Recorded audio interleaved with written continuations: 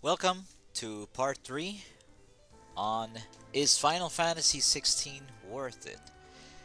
My name is Charlie, and let's get started. In today's video, I just want to talk about how the game performs graphically and its replayability value. What can I really say about graphics? I am currently playing it on a PlayStation 5 disc version console from Sony, and humbly playing it on a LG 47-inch flat 1080p resolution TV. A little dated, I know, but let me tell you, the game is gorgeous. I always like to talk about the character design, the clothing, the effects, everything, I guess. I can talk about one thing at a time, little by little. Character designs are excellent. You got Jill. Love how they do their hair. It's beautiful silver tone straight, blue eyes, white skin, Caucasian. Her outfits are very nice. It's as real as it gets. Same thing with Clive. You start out, he's a young man. He has a great haircut for a teen. I'll give him that. Good height, good composure. He wears some warrior getup in the beginning. And then there's Joshua, a red-haired kid wearing a regal robe, if you may. He's the youngest of them all. And I guess, again, well executed hair, looks real. The environments look real. Water looks real. Mountains, forests, trees, bushes, animals. The shading of the game, everything is just simply beautiful. And don't even get me started with the effects. Right out the gate, the player is greeted with a confrontation between Phoenix and Ifrit. They're duking it out, falling through a bottomless hole, and all you see is fire everywhere. Man, you're hooked from the get-go. As you advance in the story, what most impresses me is the Eikon, Eikon, battles. Not just because of the graphical power of the console, but because of what's actually happening plot-wise. The craziness unravels, and your eyes are amazed and don't even have enough time to process what you're looking at.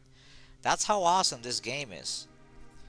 One particular battle I really was amazed by or even mesmerized was the Bahamut, Bahamut battle. I won't say more, but man, the Eikon battles are really a sight to see. Now imagine playing this on 4K, Final Fantasy, and video games as a whole have come a long way. Listen, I'm not a person that I'm all into graphical power. It's gotta look perfect or I won't play the game. Nah. All I'm saying is, for what it's worth, the graphical department of Final Fantasy XVI is second to none. Replayability. So what's up with replayability? What does this even mean? Well, it just means how the game holds up after you beat it, basically. And if it's worth just putting it away, putting it down, and moving on to the next game or whatever, or giving it another run, another playthrough. So is it replayable, you might ask? Certainly, for a couple of reasons.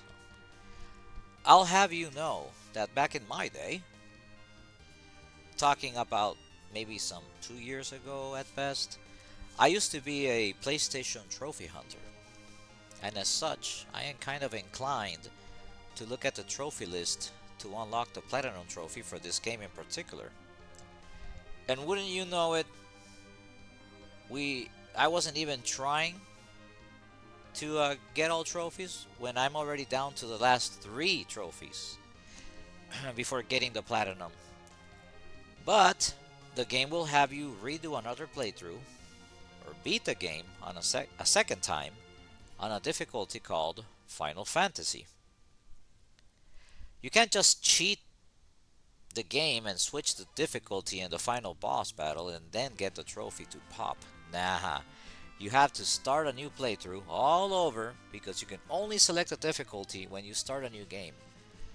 So that's one reason why it has replayability value. Because if you're going for a platinum, if you're a trophy hunter, then you're going to do a second playthrough. And let's be honest, you can always skip the cutscenes. I'm thinking of doing a second playthrough, kind of like of a speed run, you know what I mean? But I think I'll do it. No side quests, just beeline towards the final boss and have the trophy unlocked for beating the game on Final Fantasy mode. If you're going to play the DLCs, named Echoes of the Fallen, has a requirement trophy where you need to beat Omega in Final Fantasy mode. And that thing was tough as nails in normal difficulty. I can't imagine how I'll be able to beat it in Final Fantasy mode. And the other DLC is called The Rising Tide. Has you beating Leviathan in Final Fantasy mode as well. The game does not change as far as I understand with new content. I don't think there's an extra special dungeon that unlocks when you start a new playthrough or a new game plus on Final Fantasy mode. However, as a Final Fantasy fan, I just gotta get Clive to level 99. And here's the thing, I'm level 52, 5-2, at the time of recording this video. And man, the amount of points needed for the next level is stupid. The game wants 173,000 points. And if it weren't for side quests that I'm doing on the DLC already, I'm already playing the DLC content, I'd be farming 3,000 to 4,000 points per battle. At best. Let that sink in. It's not random encounters where you can just go in circles and play the or do the next battle. No, this game is action-based RPG, and you need to even leave an area to get the enemies to respawn and then run all the way back to encounter them to confront these enemies. That takes time. I know there are videos out there that have good strategies to farm, but here's my point with all this. You're not gonna make it to level 99 on your first playthrough because you're on normal difficulty. So here's your other reason why you should start a second playthrough. Start it on Final Fantasy. I think you get a ring where you get like double experience or something. I don't know. Don't quote me on that. But enemies are harder. They're meaner. They have more HP hit points. And they drop, of course, more experience points. Way more points. So again, is it necessary, to level up Clive to level 99? No, but I really do want to do it before I put the game down to sleep finally, you know what I mean? I need to get Clive to level 99, max level. I mean, I've done it in the past with all my other Final Fantasy protagonists, and it feels good, right? To cap the experience points needed for maximum level 99, so I intend to do just that. And that alone, my friends, is another reason to start another playthrough and get Clive to maximum level 99. I appreciate your like on this video, I appreciate you subscribing to the channel, and I appreciate you leaving a comment on what you think. I'll see you guys on the next video. Take care.